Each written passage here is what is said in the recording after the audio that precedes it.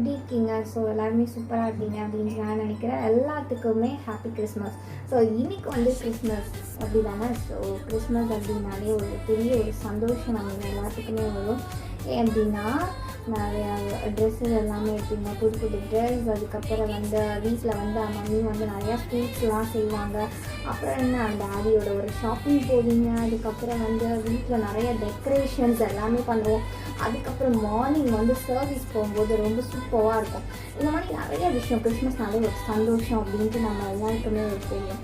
இந்த கதை சொல்லட்டா, நம்மளோட ஒரு கதை சொல்லட்டா அப்படின்ற ப்ரோக்ராமில் இன்றைக்கி நான் உங்ககிட்ட இதை வச்சு என்ன சொல்ல போகிறேன் அப்படின்னு சொல்லிட்டு பார்த்தீங்கன்னா, நம்ம இந்த இயர் வந்து நம்ம என்ன பண்ணிட்டோம்னா வீட்லேயே இந்த கொரோனாவில் வந்து நம்ம வந்து கஷ்டப்பட்டது மட்டும் இல்லாமல் நிறைய பாவமான காரியங்களுக்கு அடிக்ட் ஆக கூட செஞ்சுருக்கீங்க சில பேர்.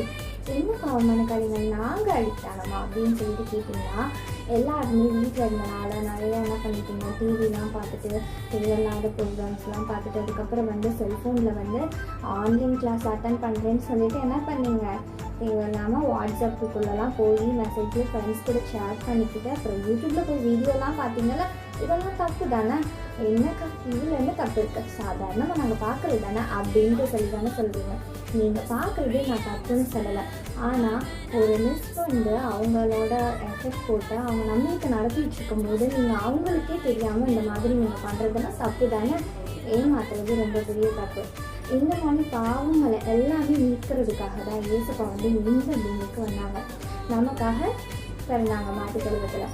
அதனால இயேசுப்பா பிறந்த இந்த நாள் நீங்கள் எல்லோரும் என்ன பண்ணுறீங்கன்னா, பாவம் அப்படின்ற இருளை விட்டுட்டு ஏசப்பாவுக்குள்ளே நீங்கள் வரணும். ஏசப்பாக்குள்ளே வந்தால் என்ன ஆகும் அப்படின்ட்டு பார்க்குறீங்கன்னா, உங்களோட லைஃப் ரொம்ப சூப்பராக மாறிடும். ஓகேயா?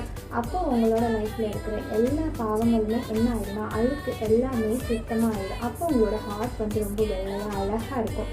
அப்போ உங்கள் வாழ்க்கையை பார்க்கும்போது ரொம்ப அழகாக இருக்கும்.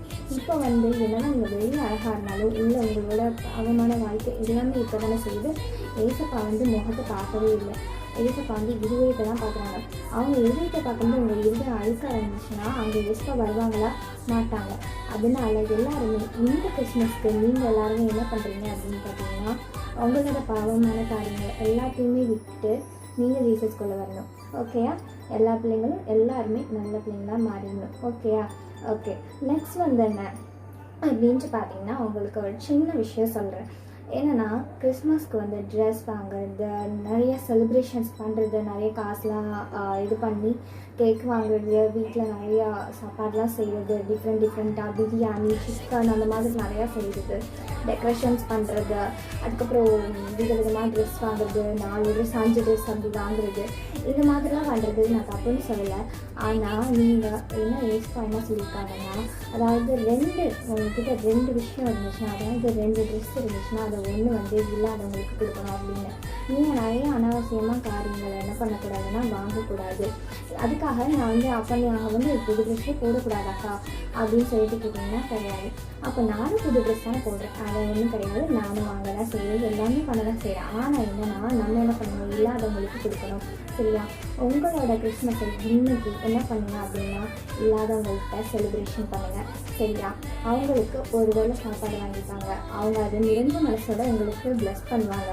அந்த பிளெஸ்ஸிங் உங்கள் வாழ்க்கை ஃபுல்லாக ரொம்பவே சூப்பராக இருக்கும். ஓகேயா?